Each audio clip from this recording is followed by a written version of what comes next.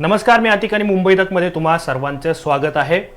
राज्यातल्या महायुती सरकारने महाराष्ट्रामध्ये लव जिहाद विरोधी कायदा आणण्यासाठी हालचाली सुरू केलेल्या आहेत। मुख्यमंत्री देवेंद्र फडणवीस यांनी पोलीस महासंचालकांच्या अध्यक्षतेखाली 7 सदस्यीय एका समितीची स्थापना केलेली आहे। ही समिती राज्यातल्या लव जिहाद व धर्मांतरणाच्या तक्रारींचा अभ्यास करून एक मसुदा तयार करेल आणि त्यानंतर महाराष्ट्रामध्ये धर्मांतर विरोधी कायदा आणला जाणार आहे। आणि या कायद्याच्या विरोधामध्ये मुस्लिम सत्यशोधक मंडळाने उघड भूमिका घेतलेली आहे की हा कायद्याचा जो मसुदा तयार करेल किंवा ही समितीचं जे कामकाज आहे हे कामकाज किंवा हा मसुदा मुस्लिम विरोधी आहे, अशी काहीशी भूमिका मुस्लिम सत्यशोधक मंडळाचे अध्यक्ष शमशुद्दीन तांबोळी यांनी घेतलेली आहे। आणि त्याबद्दलचं पत्रक मंडळाने सुद्धा सोशल मीडियावरती जारी केलेलं आहे। याबद्दलच आपल्याला शमशुद्दीन तांबोळी सर यांच्याशी चर्चा करायची आहे। त्यांचा विरोध नेमका कशासाठी आहे, मसुदा जी समिती तयार करते त्यावरती त्यांचा आक्षेप काय आहे, आणि लव जिहाद विरोधी जे वक्तव्य आहेत भाजप नेत्यांची किंवा त्यांची जी भूमिका आहे, धर्मांतरणाचा जो मसुदा किंवा कायदा येऊ पाहतोय महाराष्ट्रामध्ये त्याबद्दल त्यांचं नेमकं म्हणणं काय आहे। शमशुद्दीन तांबोळीजी, तुमचं मुंबई तकवरती स्वागत आहे। सर्वात पहिलं तुमचा या मसुद्याला किंवा समितीला आणि येऊ घातलेल्या या कायद्याला तुमचा विरोध कशामुळे आहे? असं आहे की भारत हा बहुधर्मीय बहुसांस्कृतिक असा आपला हा देश आहे आणि आपल्या देशामध्ये आंतरजातीय आंतरधर्मीय विवाहाची एक मोठी परंपरा सुद्धा आहे आणि एकूणच परस्परांचं धर्म समजून घेणं असेल, सामाजिक सौहार्दता असेल किंवा धर्मनिरपेक्ष एकात्म समाज निर्माण करायचा असेल तर मुस्लिम सत्यशोधक मंडळाने अगदी आरंभापासूनच आंतरधर्मीय आंतरजातीय विवाहांचं समर्थन केलेलं आहे।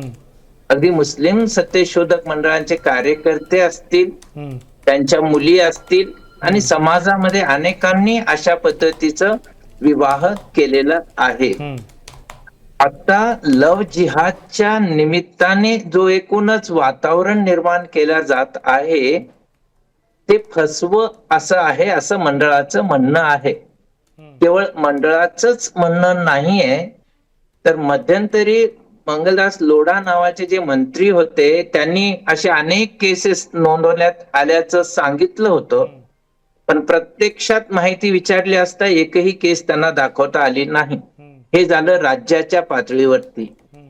भारताच्या स्तरावरती सुद्धा गृहमंत्री राजनाथ सिंग यांना जेव्हा विचारण्यात आलं की लव जिहादच्या किती केसेस आपल्याकडे नोंदवण्यात आलेले आहेत, तर एकाही केसचा त्यांनी उल्लेख केलेला नाही। म्हणजे जी गोष्ट अस्तित्वात नाही ते आहे असं दाखवायचं, साफ म्हणून भुई थोपटायची आणि एकूणच घबराटीचं, भीतीचं, असुरक्षिततेचं वातावरण निर्माण करायचं आणि मुस्लिम समाजाबद्दल शत्रुभाव उपस्थित करण्याचं काही षडयंत्र काही वर्षांपासून चालू आहे। खरं म्हणजे एखाद्याने प्रलोभन दाखवून फसवून दमदाटी करून जर धर्मांतर केलं असेल तर अशाच्या विरोधात आपल्याकडे कायदे आहेत। असं धमकावून फसवून केलेलं धर्मांतर हे बेकायदेशीर असतं, तो गुन्हाही असतो, त्याला शिक्षाही होऊ शकते, त्याला काहीच हरकत नाही, तसं व्हायलाही पाहिजे। एखाद्या व्यक्तीने दुष्कृत्य केलेलं असेल, वाईट वागला असेल तर त्या एका व्यक्तीचं वाईट वागणं, गुन्हेगारी वर्तन म्हणजे संपूर्ण समाजाचं दुष्कृत्य नसतं। तेव्हा सर्व समाजाच्या विरोधामध्ये एकूणच वातावरण निर्माण करणं हे अत्यंत चुकीचं आहे। मुस्लिम सत्यशोधक मंडळ अगदी आरंभापासून म्हणजे गेली 60 वर्ष समान नागरी कायद्याची मागणी करते आणि जोपर्यंत समान नागरी कायदा अस्तित्वात नाही तोपर्यंत आम्ही विशेष विवाह कायदा 1954 ज्याला स्पेशल मॅरेज ऍक्ट म्हणतो किंवा नोंदणी विवाह म्हणतो, त्या अंतर्गत विवाह करण्यास आम्ही प्रोत्साहन देतो। आमचं असं म्हणणं आहे की शासनाने, राज्य शासनाने सुद्धा हे करू शकतात की स्पेशल मॅरेज ऍक्ट अनिवार्य करावं किंवा समान नागरिक कायदा आणण्याच्या दृष्टीने प्रयत्न करावेत, त्याचं मुस्लिम सत्यशोधक मंडळ स्वागत करेल, समर्थन करेल, शासनाच्या पाठीशी आम्ही उभे राहू. परंतु एकूणच ध्रुवीकरणाचं वातावरण तयार करणं, राजकीय लाभासाठी एखाद्या समुदायाच्या विरोधात वातावरण निर्माण करणं हे सर्वस्व चुकीचं आहे. जे आणि म्हणून अधिवेशन झालं त्या अधिवेशनामध्ये हा मुद्दा उपस्थित करण्यात आलेला होता आणि विधान परिषदेच्या कामकाज सुरू असताना भाजप आमदार गोपीचंद पडळकर यांनी अत्यंत महत्त्वाचा एक मुद्दा उपस्थित केला आणि त्याच्यामध्ये त्यांनी सांगितलं की रुग्णाला बरं करतो म्हणून आटपाडी तालुक्यामध्ये धर्मांतरण केली जात आहेत किंवा एका हिंदू वाल्मिकी मुलीचा अपहरण करून तिचं धर्मांतरण करण्याचा प्रयत्न केला आणि त्यावेळेला महिला बालविकास मंत्री होते मंगलप्रभात लोढा यांनी सांगितलं होतं की महाराष्ट्रामध्ये 1 लाख लव्ह जिहादच्या केसेस आहे आणि या केसेसच्या विरोधामध्ये आम्ही कायदा बनवण्याचा प्रयत्न करू. त्याच वेळेस भाजप म्हणजे सरकारची भूमिका ही पूर्वपासून स्पष्ट आहे. मग ते एकनाथ शिंदे यांच्या नेतृत्वाखालचं सरकार असेल किंवा आताचं सरकार असेल, जर सरकार विधानसभेमध्ये विधिमंडळामध्ये सांगत असेल की लव्ह जिहादची प्रकरणं महाराष्ट्रामध्ये आहे, असे प्रकार घडतायत, जर भाजपचे नेते सभागृहामध्ये असं सांगत असतील तर तुम्हाला त्याच्यावर विश्वास नाही आहे का? 2 गोष्टी आहेत. जेव्हा मंगलदास लोढा हे मंत्री, जबाबदार मंत्री 1 लाख केसेस लव्ह जिहादचे आहेत असे सांगतात आणि प्रत्यक्ष माहिती द्या म्हटल्यानंतर एकही केसची माहिती ते देऊ शकत नाही, तेव्हा याच्या पाठीमागचा खोटेपणा आपल्या लक्षात येतो. हा एक पहिला भाग झाला. आणि दुसरा भाग असा की एखाद्या ठिकाणी दुष्कृत्य झालं असेल, असं वर्तन झालं असेल तर ते लव्ह जिहादच आहे हे कशावरून ठरवलं? त्याची तपासणी झालेली आहे का? शहनिशा झालेली आहे का? हा एक भाग झाला. किंवा त्याही पद्धतीने एखादा असा वेडापिसा माणूस असेल आणि त्याने असं कृत्य केलेलं असेल तर आपल्याकडे कायदे आहेत, त्याच्यावरती कारवाई होऊ शकते, तपास होऊ शकतो, त्याला शिक्षा होऊ शकते. पण तो एखादा असा धागा पकडून असला नसला तरी गाजावाजा करून संपूर्ण समाजाच्या विरोधात वातावरण तयार करून आम्ही जर असे कायदे आणू पाहत असू तर त्याचा हेतू तपासला पाहिजे. मुस्लिम सत्यशोधक मंडळ जिथे हेतू स्वच्छ आहे, स्पष्ट आहे, समाजहिताचा आहे, त्याच्या पाठीशी आम्ही जरूर आहोत. पण सर्वसामान्य माणसाच्या विरोधात ज्या पद्धतीने वातावरण तयार केलं गेलेलं आहे, दुसरे एक उदाहरण सांगतो. कालच किरीट सोमय्या एका मुस्लिम वस्तीत गेले, एका मस्जिदीवरचा भोंगा दाखवत ते म्हणाले की हे सगळे बंद अजूनही चालू आहे. मी म्हणतो की न्यायालयाने केलेले मार्गदर्शन, गाईडलाईन्स, कायदा याचं पालन करत दोन्ही क्षेपकांचा आवाज किती असावा याचं पालन सर्व धर्म समूहाने केलं पाहिजे, सर्व धार्मिक स्थळांच्या वरती केलं पाहिजे, सर्व सण आणि उत्सवांच्या दरम्यान केलं पाहिजे, कारण ते समाजहिताच आहे. मुस्लिम समाज अजूनही जर ऐकत नसेल तर त्याच्यावर कारवाई केलीच पाहिजे. पण फक्त एकट्या मुस्लिम समाजालाच तुम्ही टार्गेट का करताय? अन्यत्र ज्या पद्धतीचा धुमाकूळ घालण्यात येतोय, अनेक धार्मिक स्थळांच्या वरती हे सगळं काही आहे, त्याकडे आम्ही कानाडोळा करतोय आणि मुस्लिम समाजालाच तुम्ही लक्ष करताय. मला तुमच्या हा मुद्दा लक्षात घ्यायचा. आणि ज्या वेळेला याच्यावर चर्चा सुरू झाली त्यावेळेस देवेंद्र फडणवीस म्हणाले होते की एका धर्मातील व्यक्तीनं दुसऱ्या धर्माच्या व्यक्तीशी लग्न करणं गैर नाहीये, ते चुकीचं नाहीये. मात्र खोटं बोलून, खोटी ओळख तयार करून, फसवणूक करून लग्न करायचं आणि नंतर मुलं जन्माला घालून सोडून द्यायचं, ही एक प्रवृत्ती आहे. फूस लावणं, फसवणूक करणं, जाणीवपूर्वक खोटारडेपणा सुरू करणं हे योग्य नाही.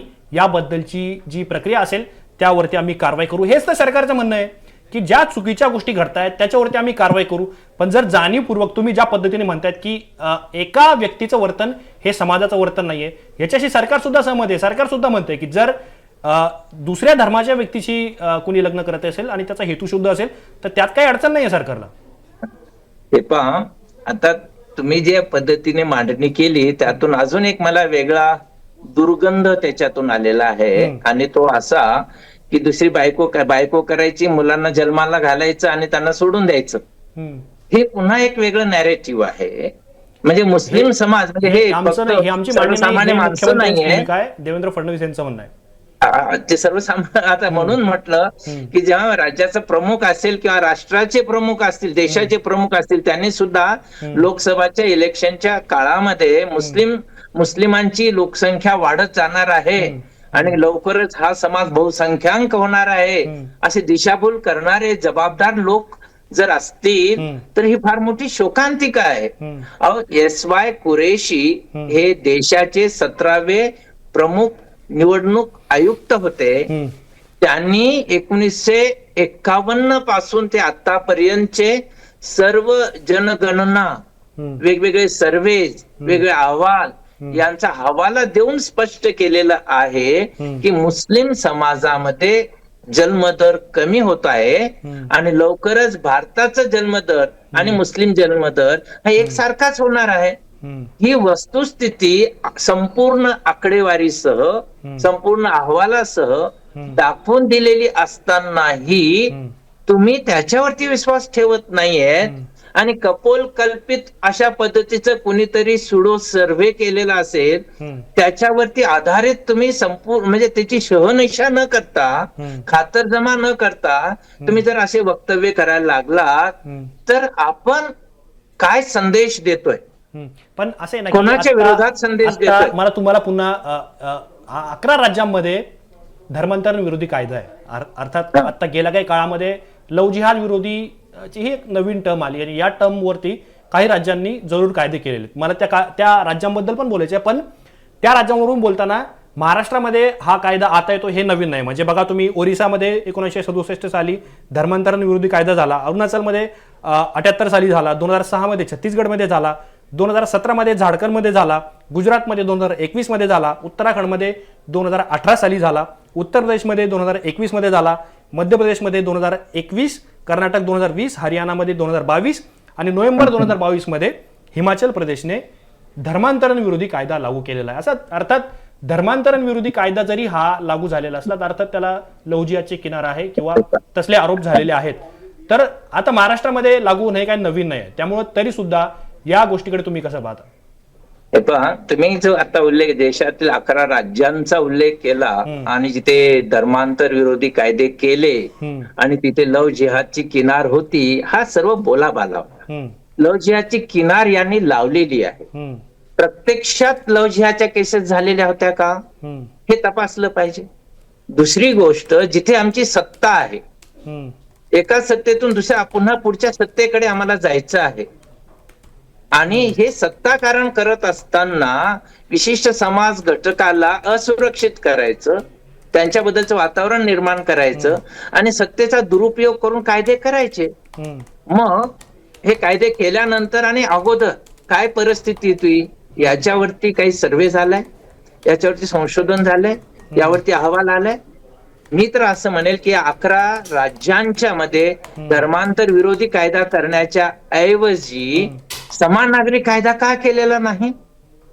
समान, आता गुजरातमध्ये बीजेपीची किती वर्ष सत्ता आहे, त्या ठिकाणी समान नागरी कायदा का केलेला नाही?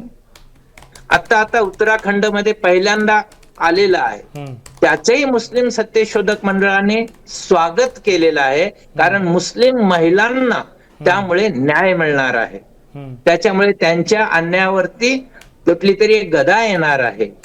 हे मुस्लिम महिलांच्यासाठी झाले, परंतु तो समान नागरिक कायदा सुद्धा त्याच्यामध्ये लिव्ह इन रिलेशनशिप बद्दल काय म्हटलेलं आहे, त्याच्यामध्ये आदिवासी आहे, ट्राईब आहे, यांना सोडलेलं आहे, यांना वगळण्यात आलेलं आहे. त्याच्या पाठीमागचं कारण काय? हिंदू अनडिवायडेड फॅमिलीला जो इन्कम टॅक्स मध्ये सवलत मिळते ती कायम ठेवलेली आहे. ती सवलत इतरांना का नाही दिली? एक तर सर्वांना सवलत असावी किंवा कोणालाच नसावी. म्हणजे तो समान नागरिक कायदा म्हणून उत्तराखंड मध्ये जो आलेला आहे तो परिपूर्ण आहे का? संविधानाला अपेक्षित आहे का? आम्ही संविधानाला अपेक्षित असणारा समान नागरिक कायदा हवा आहे, यासाठी गेली 60 वर्ष लोक आंदोलन करते. आणि मी तर म्हणेल भारतामध्ये एकमेव अशी ही संघटना आहे आम्ही दलवाईंनी सुरू केलेली की जी समान नागरिक कायद्यासाठी आहे.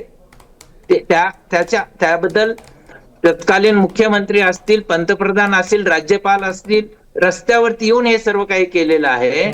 पण समान नागरी कायद्याबद्दल हवं त्या फक्त बोलाबाला केला जातोय. हम्म. समान नागरी कायद्याच्या बद्दलची सुद्धा प्रामाणिकता आहे का हे तपासलं पाहिजे. हम्म. कारण काय आहे की मुस्लिम समाज असेल, अल्पसंख्याक समाज असेल, यांना दुय्यम नागरिकत्व देण्याच्या दिशेने जेव्हा आम्ही विचार करतो हम्म. तेव्हा समान नागरी कायदा आणण्याचं म्हणून ते होऊ शकत. आणि समान नागरी कायद्याचं पहिला जो भाग आहे तो भाग म्हणजे सर्वांना समान पण नागरिकत्व असं आहे देणं ना की आहे. तुम्ही समान नागरी कायद्याचं समर्थन करतात. यापूर्वीपासून आपल्या सगळ्यांना माहिती आहे की मुस्लिम सत्यशोधक मंडळाची जी भूमिका आहे ती समान नागरी कायद्याच्या सोबत होती. पण मग अशा वेळेला अशा काही मुस्लिम संघटना सुद्धा आहे किंवा मुस्लिम समाजातले जे उलमा आहेत यांचा समान नागरी कायद्याला विरोध आहे. आणि तुम्हाला माहिती असेल की असं जर झालं तर शरीयतमध्ये हस्तक्षेप होईल. ते असदुद्दीन ओवैसींचं ते भाषण मला संसदेतलं अजूनही आठवतं की त्यांनी मेरे शरीयत मला में असं म्हणायचं आहे हा. ठीक आहे की समान नागरी कायद्याला मुस्लिमांनी विरोध केला, हे खरं आहे. मुस्लिम धर्मांधांनी केला, हम्म. मुस्लिम पर्सनल लॉ वाल्यांनी पण मग केला, मुद्दा असा नाही की जमाते त्यांना कसं इस्लामी वाल्यांनी समजवायचं? केला. तसं RSS ने सुद्धा सुरुवातीला समान नागरी कायद्याला विरोध केलेला आहे. हम्म. पण मला असं म्हणायचंय की सर्व धर्मसमूहांनी विरोध केलेला आहे. हम्म. आता समान नागरी कायदा कशासाठी हवाय? तो संविधानात्मक कर्तव्याचा भाग आहेच आहे, पण समान नागरी अधिकार देणारा आहे. आणि शिवाय त्याची कमिटमेंट हे धर्मनिरपेक्षतेची आहे, सेक्युलरिझमची आहे. हम्म. आजच्या या शासनाला धर्मनिरपेक्षतेशी कमिटमेंट आहे का? त्याची बांधिलकी आहे का? हम्म. Gender justice, gender equality, Sabarimala येथे न्यायालयाने, सर्वोच्च न्यायालयाने निवाडा दिला होता की महिलांना तिथे प्रवेश द्या. हम्म. आमच्या गृहमंत्र्यांनी तिथे काय भूमिका घेतली? न्यायालयाचा निवाडा काही असला तरी महिलांना त्या ठिकाणी अजूनही प्रवेश नाहीये. म्हणजे तुमचे हेतू तपासले पाहिजे. आणि सर्वांना जर विश्वासातच घ्यायचं असेल तर त्या पद्धतीचं वर्तन दाखवलं पाहिजे. हे झाल्याशिवाय अशा पद्धतीचे कायदे आणण्याची भाषा करणं, हे भाषामध्ये काही आपले अजेंडा आहे का, राजकीय हेतू आहे का, हे सुद्धा तपासलं पाहिजे. म्हणून आमचं समान नागरी कायद्याला समर्थन आहे, नव्हे आमची ती मागणी आहे. ते देशासाठी हवं आहे, मानवतेसाठी हवं आहे, समानतेसाठी हवं आहे. आणि यासाठी आम्ही सातत्याने समान नागरी कायदा म्हणतोय. पण त्याला अपेक्षित असलेला जेंडर जस्टिसचा, सेक्युलरिझमचा, समान नागरिकत्वाचा, एकात्मतेचा हा जो एक महत्वाचा जोडलेला भाग आहे, त्याबद्दल आम्ही किती कटिबद्ध आहोत याचं आत्मपरीक्षण करायला पाहिजे का नाही? तुमचा हा मुद्दा अत्यंत महत्वाचा आहे की जर समान नागरी कायदा सरकारने आणावा लव्ह जिहादच्या धर्मांतरणाच्या कायद्यामध्ये पडून. पण तुमच्या पत्रकामध्ये एक मुद्दा अजून सुद्धा महत्वाचा आहे की जर भारतामध्ये आधीचे कायदा अस्तित्वात असेल तर मग वेगळा धर्मांतर विरोधी कायदा कशासाठी, हा सुद्धा महत्वाचा अत्यंत अगदी बरोबर आहे. मुद्दा आहे. आपल्याकडे फसवून केलेलं, धमकावून केलेलं किंवा अशा पद्धतीने काही गोष्टी माहिती लपवून केलेलं कुणी जर धर्मांतर केलं तर कायदा अस्तित्वात आहे, त्यांना शिक्षा व्हायलाच पाहिजे. त्याची आम्ही मागणी करतोय, समर्थन करतोय. आणि अशा दुष्कृत्याला शिक्षा व्हायलाच पाहिजे, या बाजूचेच आहोत. पण मी काय म्हणतो की अलीकडेच एक कोणीतरी ग्रस्त आहेत, त्यांनी घर वापसी, हिंदू धर्मात मुस्लिमांनी परत यावं यासाठी त्यांनी एक अभियान राबवलेलं आहे. आणि जो मुस्लिम घर वापसी करेल त्याला आम्ही 3,000 रुपये महिना देऊ, अशा पद्धतीचं जाहीर वक्तव्य केलेलं आहे. मग अशा पद्धतीचे प्रलोभन देऊन धर्मांतर करणं हे बेकायदेशीर आहे. त्याच्या विरोधात आम्ही का नाही बोलत? त्या विरोधामध्ये कारवाई का केली नाही? पुरावे असताना, जाहीर वक्तव्य असताना, आणि नसलेल्या गोष्टी आहेत असं दाखवायचं, आणि जे वास्तवात आहे त्याबद्दल आम्ही काही भूमिका घ्यायची नाही. मायबाप सरकारने आपल्या जनतेला विश्वासात घ्यायला पाहिजे, त्यांना अभय द्यायला पाहिजे, त्याचं संरक्षण केलं पाहिजे. त्याच्या ऐवजी जर शासकीय पातळीवरूनच अशा पद्धतीचा शत्रुभाव निर्माण केला जात असेल तो संविधान विरोधी आहे. म्हणून मी म्हटलं संविधानाला अपेक्षित असणारा समान नागरी कायदा करा, अस्तित्वात असलेल्या कायद्यांचा वापर करून वाईट कृत्यांना आळा घाला. पण नाही त्या गोष्टीला आपण पुढे करतोय शत्रुभाव निर्माण करतोय, ध्रुवीकरण निर्माण करतोय. मला वाटतं हे एकात्मतेला नख लावणार आहे, सलोखा बर्बाद करणारा आहे. आणि हे फक्त भारतासाठी वाईट नाही, मानवतेसाठी वाईट आहे. यातून जागतिक पातळीवर आम्ही काय संदेश देतोय हेही पाहायला पाहिजे. पण अजून एक मुद्दा आहे की तुम्ही तुमच्या पत्रकामध्ये मशिदींवरच्या भोंग्यांचा उल्लेख केलाय की सुप्रीम कोर्टाच्या काही गाईडलाईन्स आहे आणि त्या गाईडलाईन्सच्या व्यतिरिक्त सुद्धा काही ठिकाणी मशिदींवरचे भोगे वाजवले जातात. तुम्हाला माहिती असेल की राज ठाकरेंनी हा मुद्दा निवडणुकीच्या काळात प्रचंड मोठा तापवलेला होता आणि हा मुद्दा काय आजच उपस्थित होत नाही, याच्या पूर्वी अनेकदा राहिलेला आहे.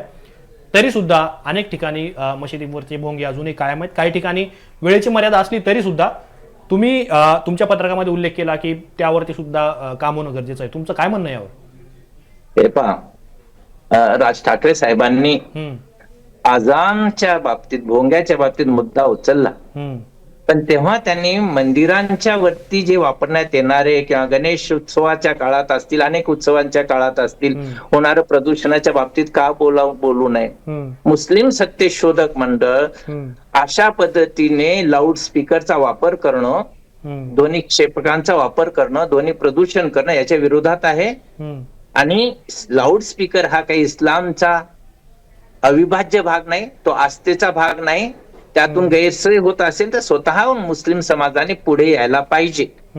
पण आजानला पर्याय म्हणून हनुमान चाळीसा आम्ही करणार, आजानच्या आवाजापेक्षा दुप्पट पद्धतीने आम्ही हे करणार, अशा पद्धतीची मोहीम तुम्ही आखत असाल.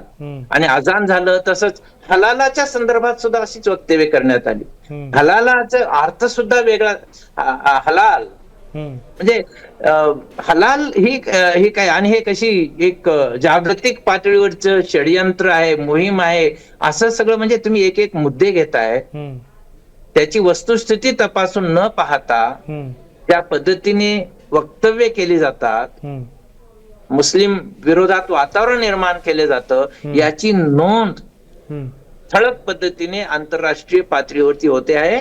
आणि भारतामध्ये राजकीय लोकांच्याकडून द्वेषमूलक हेट स्पीचेस किती प्रमाणात वाढलेत याची नोंद जागतिक पातळीवरून स्पष्ट झालेली आहे. असं जर केलं असेल ते देशासाठी, समाजासाठी आणि आंतरराष्ट्रीय पातळीवरच्या प्रतिमेसाठी सुद्धा किती वाईट आहे. याचं समाज धुरीणांनी, नेत्यांनी विचार केला पाहिजे. दुष्कृत्यांना आळा घालण्यामध्ये आमचा कुठलाच विरोध नाही, उलट आमचा पाठिंबा असेल. परंतु नसलेल्या गोष्टीचा गाजावाजा करणं आणि चुकीचा संदेश देऊन शत्रुभाव वाढवणं, राष्ट्रीय एकात्मतेला धोका निर्माण करणं, याच्या विरोधात मुस्लिम सत्यशोधक मंडळ. पण आता असं ना की ही समिती स्थापन झालेली आहे आणि येणाऱ्या काही काळामध्ये ही समिती सरकारला मसुदा सादर करेल किंवा प्रस्ताव तसा देईल की कसा कायदा महाराष्ट्रामध्ये असायला हवा. जर सरकारने तुमच्या मागण्यांचा विचार केला नाही तर तुमची पुढची भूमिका काय असणार आहे? एक आहे की भारतीय नागरिक म्हणून जे जे काही अधिकार आहेत, संघटनात्मक अधिकार आहेत, त्याचा वापर करून याच्या विरोधामध्ये जे जे काही करणं शक्य आहे ते करू.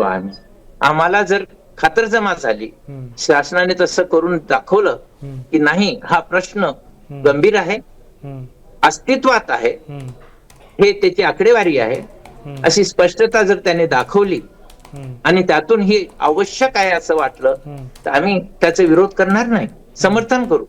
पण तशी आकडेवारी दाखवणं आणि ते सिद्ध करून दाखवणं ही सरकारची जबाबदारी आहे. ते त्यांनी करावं अशी मी विनंती करतो.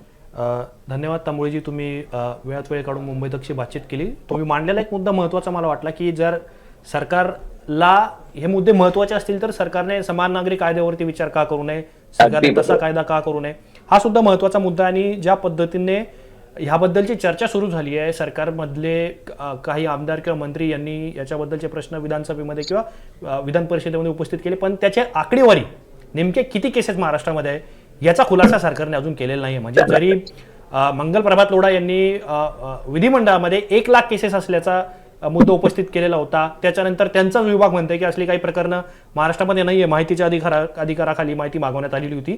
त्याच्यामुळं आकडे नसताना किंवा आकड्याची असलेलं स्पष्टीकरण सरकार द्यायला तयार नाही. आणि दुसरीकडे भाजपचे आमदार ज्या पद्धतीने वक्तव्य करतायत, ज्याची भूमिका घेत आहेत आणि त्यानंतर लगेच सरकार समिती स्थापन करताय आणि ती समिती आता येणाऱ्या काळामध्ये मसुदा जाहीर करेल. आता बघूयात या कायद्याबद्दल सरकार काय कशी भूमिका घेणार, त्यामध्ये कशा तरतुदी असणार हे सुद्धा पाहणं महत्त्वाचं असेल. तांबुळीजी, तुमचं खूप खूप आभार. तुम्ही आमच्याला वेळात वेळ देऊन आमच्यासोबत सामील झालात. तुम्हाला याबद्दल काय वाटतं? तुमचे काय प्रश्न आहेत का, किंवा सरकारच्या भूमिकेवरती तुमचं काय नेमकं म्हणणं आहे याबद्दल आम्हाला कमेंट बॉक्समध्ये जरूर कळवा. असेच माहितीपूर्ण व्हिडिओ पाहण्यासाठी मुंबई तकच्या यूट्यूब चॅनलला सबस्क्राईब करायला विसरू नका.